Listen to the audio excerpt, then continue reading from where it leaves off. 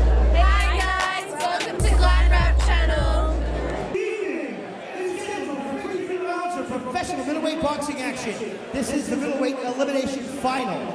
Making his way, ladies and gentlemen, to the red corner. Please put your hands together. Here comes Jerome Pascua.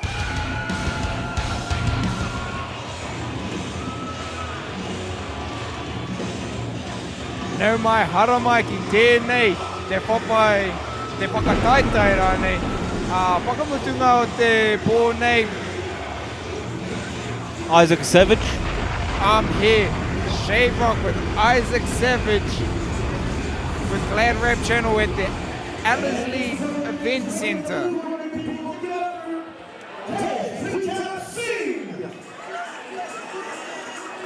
As Shay just introduced us into Reo Māori, here we are at Auckland Day. Dare to be great.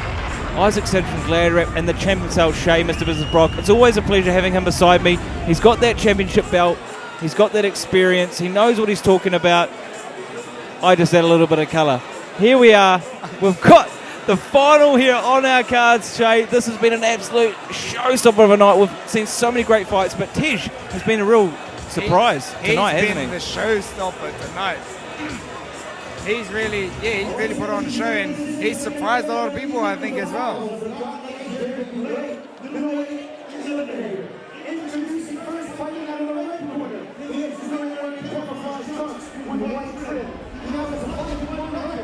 Ladies and gentlemen, making way in at 71.5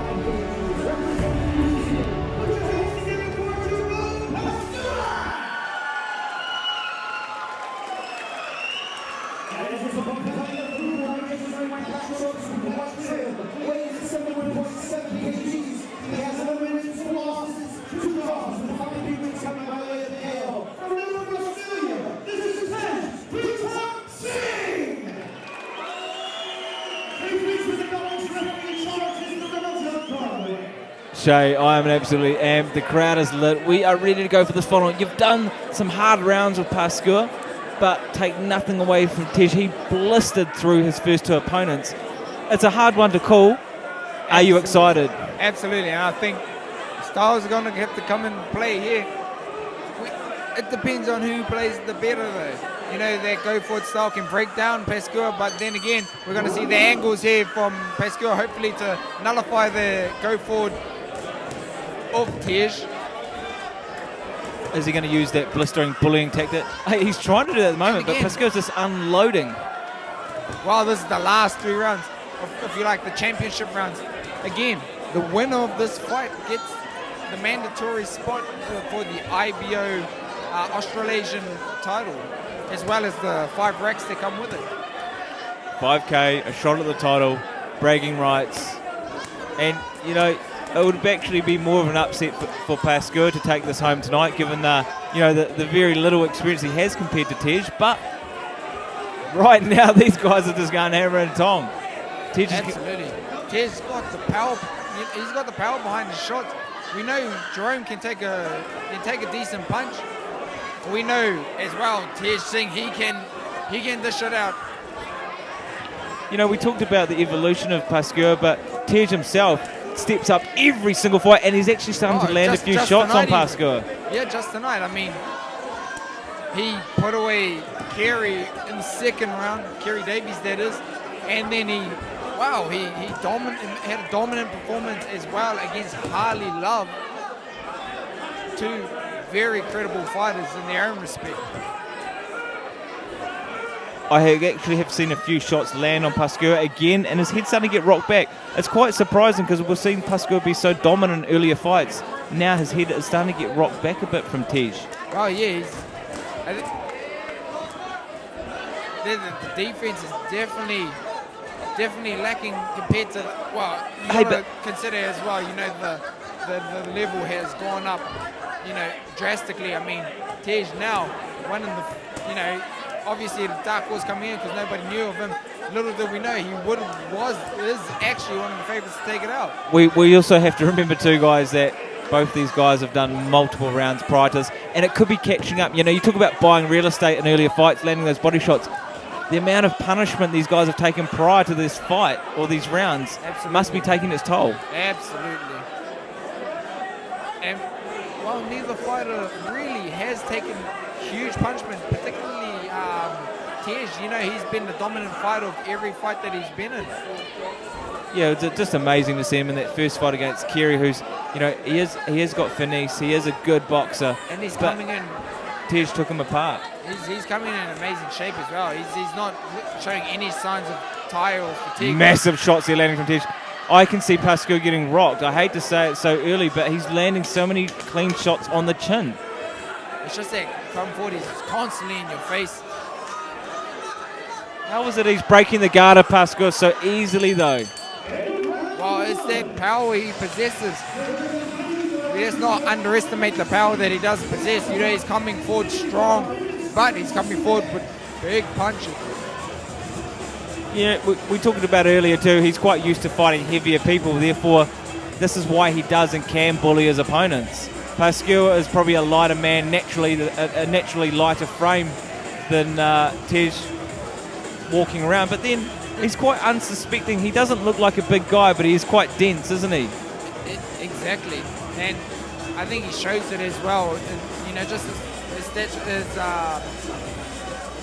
just his presence in the ring there is, you got to respect that.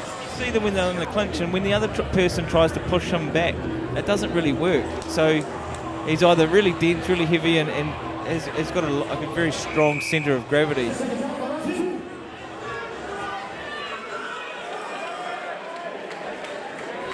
Focused look on Jerome Pascua's face. Got a bit of a hype up there in the corner, leading into this fight, and he's come out strong, and now he's coming pushing Tej back, only momentarily though. The thing about Tej too, he's got such a strong, almost impregnable guard that Pascua unleashes, but nothing really gets through.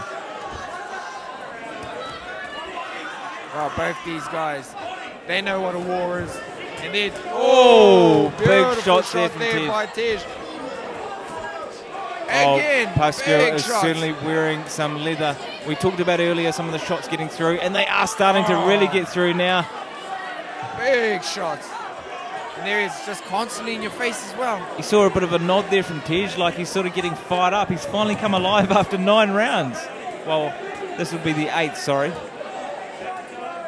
Yeah, well, he's definitely found a second gear, third gear rather, in his third fight.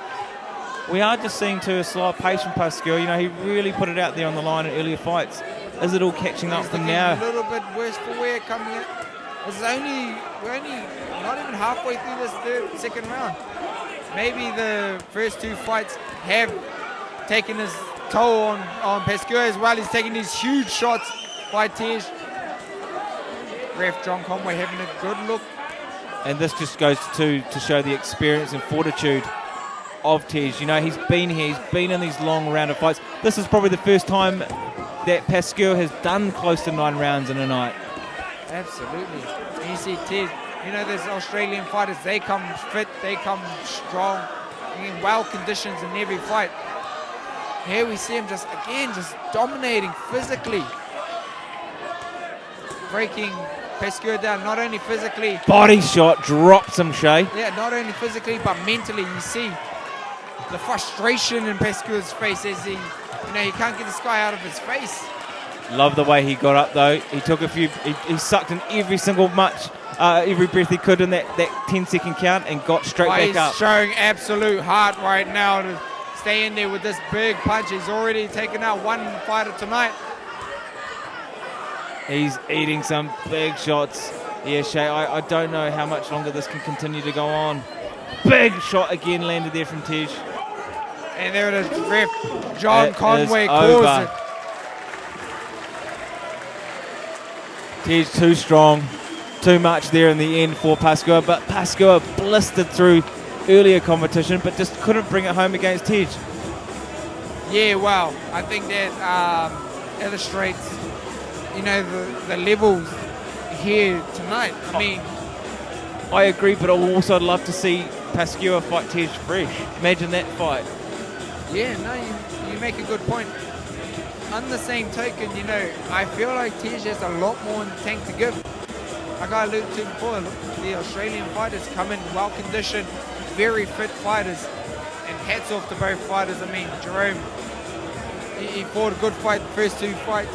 I mean, he put on a great show against 2 incredible fighters, but Tej Singh, he's just at another level. WBA regional title holder, Oceania champ, that is. And now he'll be fighting for an IBO middleweight title. Auckland 8 DW great champ, gets to 5,000k, and like you just said, he's on that path now for even bigger, greater, better things out there in the world of boxing.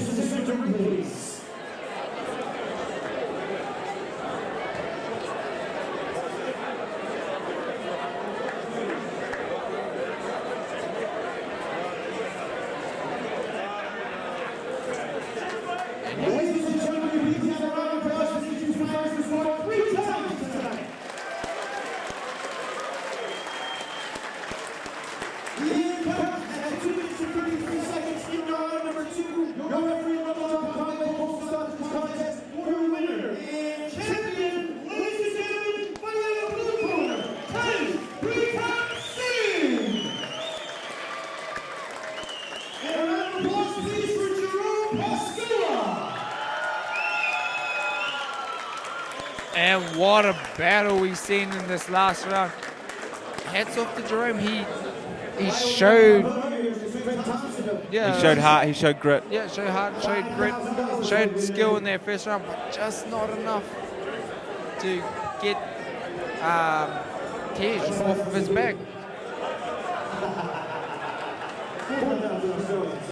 And that's been the story of the night with Tej Singh, is that, wow, he just keeps on coming forward. Nothing seems to faze him.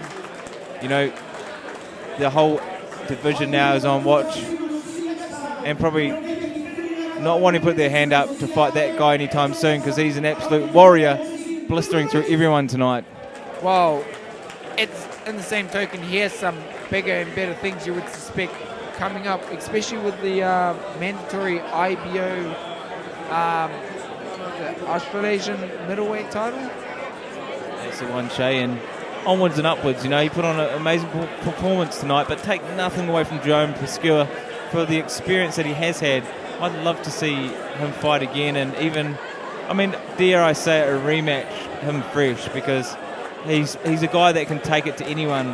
When he first got into the ring tonight, he almost looked like he could take out this competition. Well, that's exactly right. I mean, he came out strong.